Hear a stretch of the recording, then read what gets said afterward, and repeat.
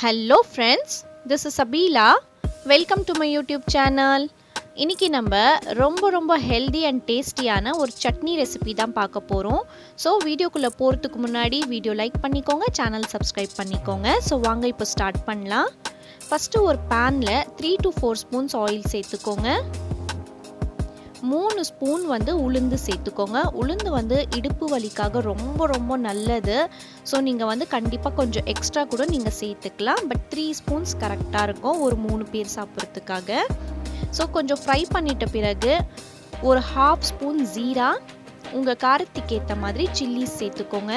நான் கலருக்காக காஷ்மீரி சில்லி சேர்த்துருக்கேன், நீங்கள் நார்மலும் சேர்த்துக்கலாம். ஸோ கொஞ்சம் கலர் சேஞ்ச் ஆகட்டும். இப்போ நம்ம பூண்டு சேர்த்துக்கலாம். கொஞ்சமாக புளி சேர்த்துக்கோங்க.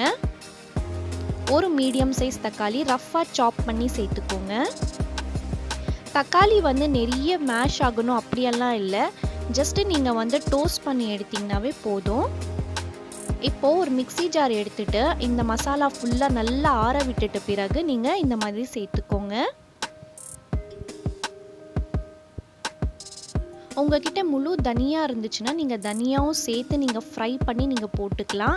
என்கிட்ட இல்லை, காலி ஆயிடுச்சு, நான் அதனால பவுடராக சேர்த்துக்கிறேன். ஸோ இப்போ நம்ம ட்ரை மசாலா சேர்த்துக்கலாம். கொஞ்சமாக உப்பு, 1/2 ஸ்பூன் மஞ்சத்தூள், தனியா நான் பவுடராக சேர்த்துக்கிறேன். உங்களுக்கு முழுசாக இருந்துச்சுன்னா நீங்கள் எடுத்து ஃப்ரை பண்ணிக்கலாம். அப்படியே ஒரு 2 ஸ்பூன்ஸ் போட்டு நல்லா இந்த மாதிரி பிளெண்ட் பண்ணி எடுத்துக்கோங்க. நான் கொஞ்சம் கூட தண்ணி சேர்த்துக்கல, பாருங்கள் எவ்வளோ கெட்டியாக இருக்குன்னு சொல்லி. இப்போ நம்ம சேம் பேன் எடுத்துக்கலாம். அதில் 1 ஸ்பூன் ஆயில் சேர்த்துட்டு கொஞ்சமாக கடுகு சேர்த்துக்கோங்க, கறி லீவ்ஸ், பெருங்காயத்தூள் கொஞ்சமாக சேர்த்துக்கோங்க. கொஞ்சம் நல்லா ஃப்ரை ஆகட்டும். இப்போது பிளெண்ட் பண்ண மசாலா அதில் சேர்த்துக்கலாம். உங்களுக்கு இவ்வளோ திக்காக வேண்டான்னா நீங்கள் தண்ணி கூட நீங்கள் சேர்த்துக்கலாம். பட் இந்த சட்னி நல்லா திக்காக இருந்தால் தான் நல்லாயிருக்கும்.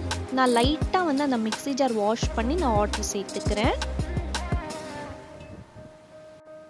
நீங்கள் தனியாக பவுலில் இந்த சட்னி எடுத்துகிட்ட பிறகு நீங்கள் தாளித்து அதில் போட்டுடலாம். இல்லை இந்த மாதிரி தாளிச்சிட்ட பிறகு அந்த சட்னி அதில் சேர்த்துடலாம். 2 ஸ்டெப்பும் ரொம்ப ஈஸியாக தான். உங்களுக்கு எது கம்ஃபர்டபுளோ அது நீங்கள் பண்ணிக்கோங்க. ரொம்ப ஹெல்தி, ரொம்ப டேஸ்டி. கண்டிப்பாக ட்ரை பண்ணி மறக்காமல் எனக்கு கமெண்ட்டில் சொல்லுங்கள். இது பார்த்திங்கன்னா இட்லி, தோசை, சப்பாத்திக்கெல்லாம் சூப்பரான ஒரு காம்பினேஷன். என்னோடய சேனல் சப்ஸ்கிரைப் பண்ணேன்னா ப்ளீஸ் சப்ஸ்கிரைப் பண்ணி சப்போர்ட் பண்ணுங்கள். சப்ஸ்கிரிப்ஷன் டோட்டலாக ஃப்ரீ தான். ஓகே ஃப்ரெண்ட்ஸ், இந்த வீடியோ உங்களுக்கு ஹெல்ப்ஃபுல்லாக இருந்திருக்கும்னு நினைக்கிறேன். நான் அடுத்த வீடியோவில் பார்க்குறேன். அது வரைக்கும் stay positive, be positive and think positive. Thank you so much. Thanks for வாட்சிங்.